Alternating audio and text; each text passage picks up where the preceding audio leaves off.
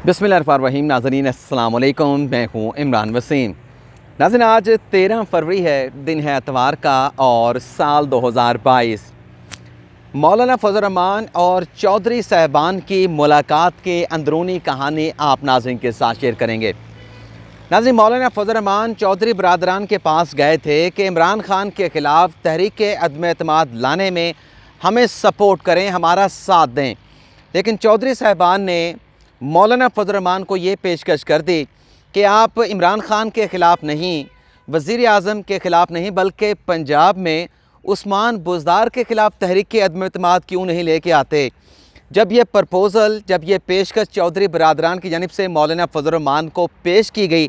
तो इसका मौलाना फजल रहमान ने क्या जवाब दिया, एक तो ये आपको बताएँगे।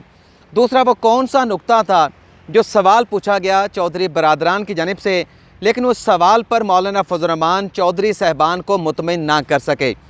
अच्छा, कल की मुलाकात में मौलाना फजल रहमान ने शहबाज शरीफ की सिफारिश भी की। सिफारिश क्या की और उस सिफारिश के नतीजे में चौधरी परवेज़ इलाही साहब ने क्या जवाब दिया, ये डिटेल भी आपके साथ शेयर करेंगे। लेकिन इस मुलाकात की अंदरूनी कहानी शेयर करने से पहले कल जो एक और डेवलपमेंट हुई, जो कप्तान की खातून वज़ीर ने शहबाज गिल के छक्के छुड़ाए हैं, इस खबर की डिटेल आप नाज़रीन के साथ शेयर करेंगे। नाज़रीन कल एक प्रोग्राम में अताउल्लाह तारड़ साहब मौजूद थे और उनके साथ जो खातून मिनिस्टर हैं पंजाब की सेहत की, यास्मीन राशिद साहबा, वो भी मौजूद थीं। अताउल्लाह तारड़ से सवाल पूछा कि पंजाब हुकूमत ने जो मेडिकल स्पेशल बोर्ड बनाया है, जिसने नवाज़ शरीफ की मेडिकल रिपोर्ट को मुस्तरद कर दिया है, तो आप क्यों नहीं एक मुकम्मल, एक कंप्लीट मेडिकल रिपोर्ट जो है वो आप जमा करवाते लाहौर हाई कोर्ट में या पंजाब हुकूमत को। तो उस पर अताउल्लाह तारड़ साहब ने जवाब दिया कि ये जो रिपोर्ट जिस पर मेडिकल बोर्ड ने अपनी एक ओपिनियन दी है, ये तो गैर कानूनी बोर्ड बनाया गया है और गैर कानूनी तौर पर उससे ओपिनियन हासिल करने की कोशिश की जा रही है। यानी नवाज़ शरीफ की मेडिकल रिपोर्ट के ऊपर कानूनी सवाल अताउल्लाह तारड़ की जानिब से उठाया गया। अताउल्लाह तारड़ ने यह कहा कि ये जो रिपोर्ट है ये हम लाहौर हाई कोर्ट में जमा कराते हैं। पंजाब हुकूमत की जानिब से बनाए गए मेडिकल बोर्ड को ये रिपोर्ट किसने पेश की है, इस पर सबसे पहले कानूनी सवाल बनता है।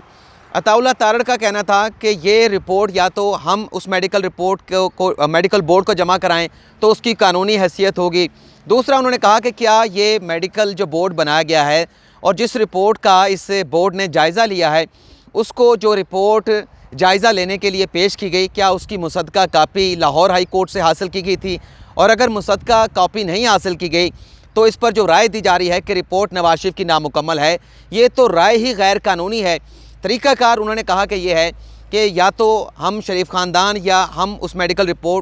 बोर्ड को रिपोर्ट दें और उस पर वो बोर्ड जो है अपनी ओपिनियन जो है वो बिल्ड कर सकता है, बना सकता है, या फिर पंजाब हुकूमत जो है वो लाहौर हाई कोर्ट में जो हम नवाज़ शरीफ की रिपोर्ट या ओपिनियन जमा कराते हैं वहाँ से मुसद्दका नकल हासिल की जाए और उस पर अगर मेडिकल बोर्ड अपनी कोई ओपिनियन देता है तो उसे कानूनी कहा जाएगा। लेकिन ना हमसे कापी हासिल की गई, ना हमने कॉपी इन्हें जमा करवाई मेडिकल रिपोर्ट की, और ना ही लाहौर हाई कोर्ट से मुसद्दका नकल हासिल की गई। तो मेडिकल बोर्ड जो पंजाब हुकूमत ने नवाज़ शरीफ की मेडिकल रिपोर्ट्स का जायज़ा लेने के लिए बनाया है, उसकी कानूनी हैसियत तो होगी, लेकिन जो वो राय दे रहा है उसकी कोई कानूनी हैसियत नहीं। अच्छा, प्रोग्राम में जब सवाल पूछा गया यास्मीन राशिद साहबा ने, अच्छा बड़े ज़बरदस्त अंदाज़ में यास्मीन राशिद साहबा ने जो है वो तमाम सवालों का जवाब दिया, और हुकूमत में होते हुए किसी भी मिनिस्टर को इसी अंदाज़ से जवाब देने चाहिए, ना कि आप अपोजिशन के लोग जिस तरह से जवाब देते हैं उसी तरह से आप उसका जवाब देने लग जाएं। यास्मीन राशिद साहब ने तमाम सूरत हाल, जब नवाज़ शरीफ के प्लेटलेट्स गिर रहे थे, उनका दिल के आर्जे से मुतल्लिक रिपोर्ट्स आ रही थी,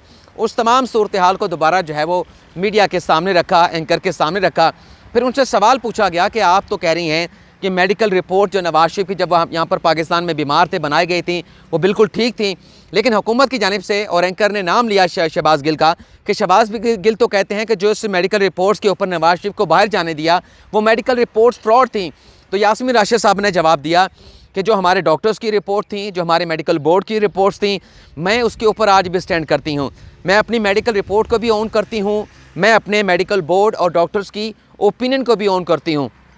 तो एंकर ने जो कहा कि शहबाज गिल साहब तो फ्रॉड कहते हैं, तो यास्मीन राशिद साहब ने कहा कि इसका जवाब मुझसे ना मांगा जाए, इसका जवाब आप शहबाज गिल से ले लें। यानी ये एंकर ने जो है वो नाम लिया शहबाज गिल का, तो ये यास्मीन राशिद साहबा ने जवाब दे दिया कि मैं स्टैंड करती हूँ, जो रिपोर्ट उस वक्त पेश की गई थी वो बिल्कुल दुरुस्त थी, उसे फ्रॉड नहीं कहा जा सकता। अगर शहबाज गिल इसको फ्रॉड कहते हैं तो शहबाज गिल से पूछा जाए, लेकिन अगर एंकर कह देते कि फवाद चौधरी भी इसी किस्म के बयान देते रहे, दीगर मिनिस्टर भी बयान देते रहे, तो फिर यास्मीन राशिद साहबा का जवाब क्या होता, तो ये हम इस पर कुछ नहीं कह सकते। लेकिन हमने देखा है कि जिन मेडिकल रिपोर्ट्स के ऊपर हुकूमत ने नवाज शरीफ को बाहर जाने की इजाज़त दी बरास्ता अदालत, उन मेडिकल रिपोर्ट्स के ऊपर हुकूमत के वज़रा ने, इवन के इमरान खान साहब ने कई मरतबा सवालात उठाए हैं कि फ़्रॉड करके धोखा दे के वापस गए हैं, लेकिन उनकी अपनी खातून सूबाई वज़ीर जो हैं वो एतराफ़ कर रही हैं कि रिपोर्ट बिल्कुल दुरुस्त थी, उसमें किसी किस्म की फौजरी नहीं की गई, उसमें किसी किस्म का फ़्रॉड नहीं किया गया। अब हम बात कर लेते हैं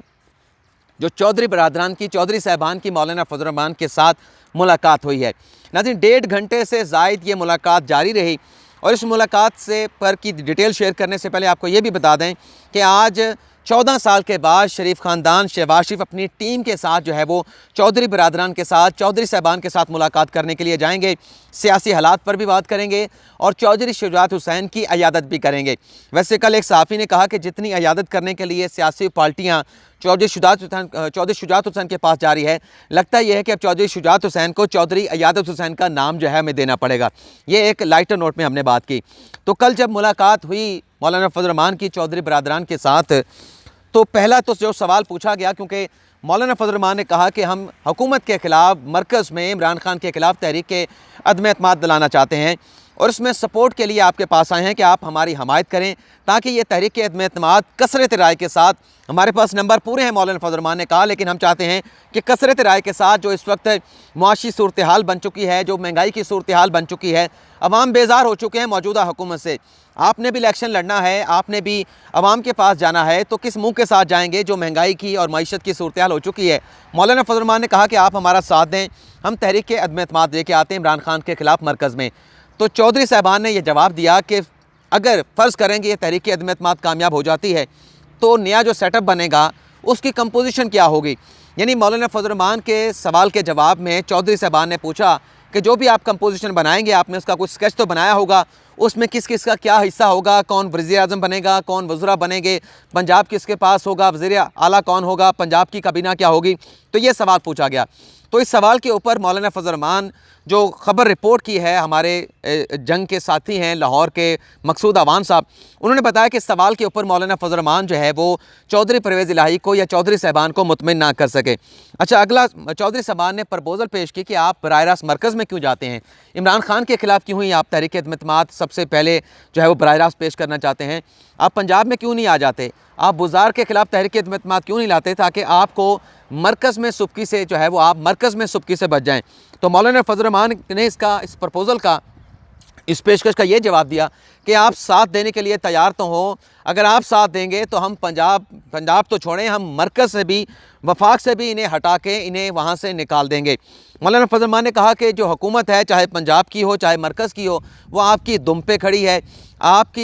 आप अगर आज साथ छोड़ जाएं तो इनकी हुकूमत पंजाब में भी नहीं रहेगी और मरकज़ में भी अपनी हुकूमत जो है बरकरार नहीं रख पाएंगे। तो ये जो सवाल पूछा गया कि और कहा गया, पेशकश की गई चौधरी साहबान की जानिब से, मुझे ऐसा लगता है कि चौधरी साहबान ये चाहते हैं कि तहरीक अदम एतमाद अगर ये पंजाब में लेके आएँ और हमें कोई वज़ीर आला पंजाब के ओहदे की ऑफ़र की जाए, क्योंकि ये बातें चलती रही हैं, ये अफवाहें चलती रही हैं कि चौधरी परवेज़ इलाही चाहते हैं कि अगर अपोजिशन चाहती है कि पंजाब में उस्मान बुज़दार को हटा के वो अपनी हुकूमत लेके आएँ, तो वज़ारत आला जो है वो हमें मिलनी चाहिए। तो इस सवाल से भी इस बात का इंदिया या इशारा मिलता है कि कहीं ना कहीं वो दिल में एक ख्वाहिश खटक रही है कि अगर आप चाहते हैं कि बुज़दार को हटाएं और मरकज़ में हम आपका साथ दें इमरान खान को हटाने के लिए, तो फिर पंजाब का जो महाज है, पंजाब की जो वज़ारत आला है, वो हमें मिलनी चाहिए। तो मौलाना फजल रहमान ने इसका जवाब भी दे दिया। तो फिर चौधरी साहबान ने यह कहा कि हम मौलाना साहब आपके भी हमारे साथ आपके भी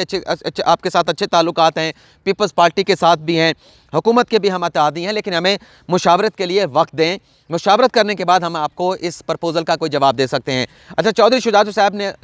हुसैन साहब ने जो बात की इस मुलाकात के दौरान, जब ये मुकालमे हो रहे थे, चौधरी शुजात हुसैन साहब ने कहा कि हम जल्दबाजी में कोई फ़ैसला नहीं करेंगे जिसका खमियाजा हमारी आइंदा आने वाली नस्लों को भुगतना पड़े।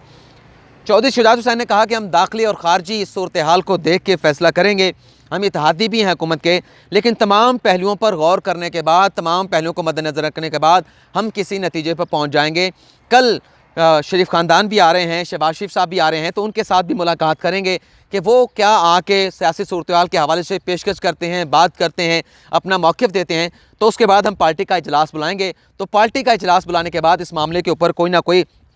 हतमी फ़ैसला जो है वो कर लिया जाएगा। तो मौलाना फजल रहमान ने कहा कि आप हामी तो भरें, हमारा जो भी इक़दाम होगा, जो भी फ़ैसला होगा, उसमें आपके साथ मुशावरत भी की जाएगी और आपकी जो भी मशवरा होगा, आपकी जो भी प्रपोज़ल होगी, हम उसको बड़ी अहमियत भी देंगे। चौधरी साहबान ने कहा कि सबसे पहले आप जो भी करना चाहते हैं, अपोजिशन अपने इख्तलाफात को ख़त्म करे, ख़ुद को एक पेज पे लेके आए, तो फिर बात आगे हो सकती है, बात को आगे बढ़ाया जा सकता है। फिर मौलाना फजल रहमान ने शहबाज शरीफ की सिफारिश की कि कल शहबाज शरीफ साहब जो है वो आपके पास आने वाले हैं, आप पुराने गिले शिकवे जो है वो भुलाकर शहबाज शरीफ के साथ मुलाकात करें, बड़ा दिल के साथ उनके साथ मुलाकात करें। और मौलाना ने कहा कि आप चौधरी साहबान, हम आपसे यही एक्सपेक्ट करते हैं कि आप खुले दिल के साथ जो है वो शहबाज शरीफ का वेलकम करेंगे। तो चौधरी परवेज़ इलाही ने इसका ये जवाब दिया कि हमारे घर जो भी आता है हम उसको वेलकम भी करते हैं, उसको इज़्ज़त भी देते हैं और उसकी बात गौर से भी सुनते हैं। तो शहबाज शरीफ साहब आएंगे तो उन्हें वेलकम भी करेंगे और उनकी बात को गौर से सुना जाएगा और उन्हें जो भी जवाब होगा, मस्बत होगा या जो भी होगा, उन्हें जवाब देने से पहले